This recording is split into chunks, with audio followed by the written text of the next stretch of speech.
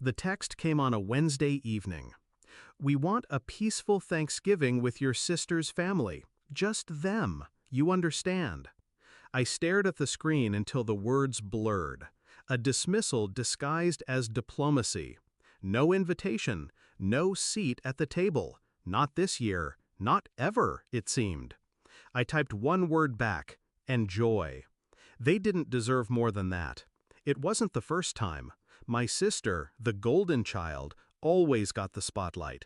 The vacations, the introductions to family friends with influence, the warmth of belonging. Me? I was the shadow, the afterthought, the seat at the corner of the kids' table even when I wasn't a kid anymore. I used to beg for their approval, used to measure myself against her. But years of exclusion taught me something sharper than longing: patience. And patience, when paired with resources, turns into something dangerous. When my godfather passed last spring, he left me everything. Not just money, properties. A villa in Provence with stone walls that caught the light like fire at sunset. Enough to start over. Enough to change the balance. I never told my parents, or my sister.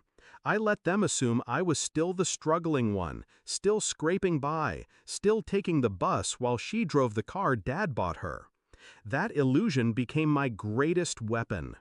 Thanksgiving morning, while my parents carved turkey across from my sister's perfect family, I was laying out a table beneath chandeliers older than our bloodline.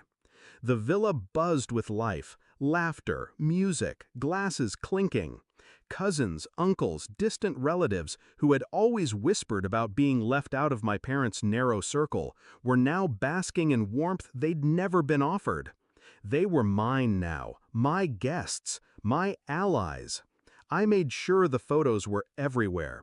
Group shots under the olive trees, children splashing in the heated pool, long tables heavy with food and wine.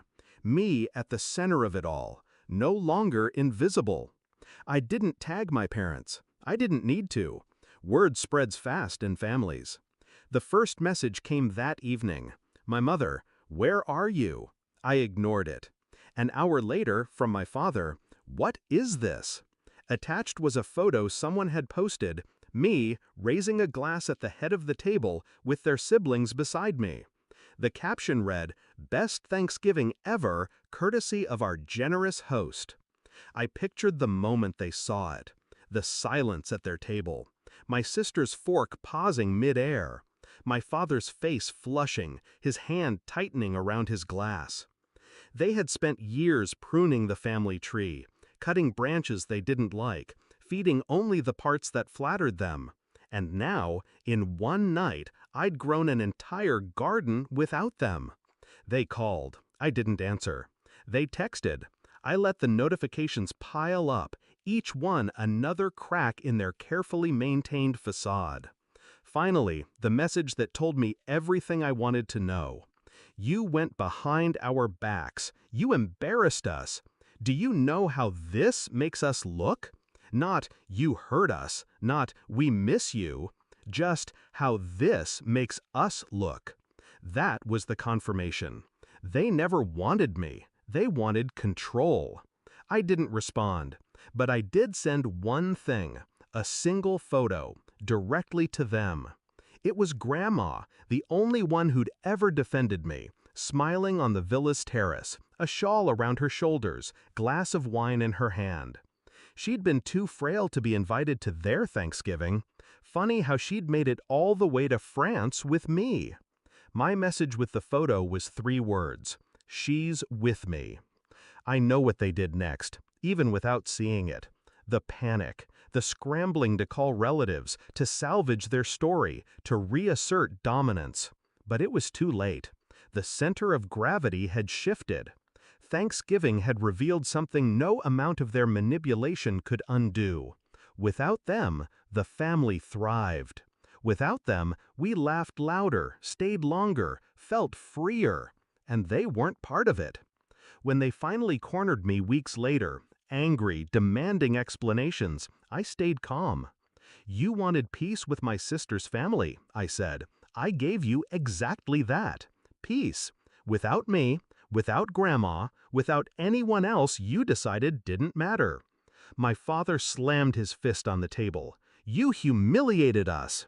I leaned forward, my voice low, steady. No, you humiliated yourselves. I just stopped playing along. The beauty of revenge isn't the shouting, it's the silence after. The way their faces crumble when they realize the control is gone. The way they walk into a room now and wonder who is truly loyal to them and who is waiting for the next invitation from me. This Thanksgiving, I wasn't the forgotten child. I was the host, the center, the one with power. And all it took was patience, one villa, and the courage to stop begging for a seat at their table and build my own. Do I feel guilty? No. They wanted peace. Now they have it. The kind of peace that comes when everyone else has walked away from their table and found a better one at mine.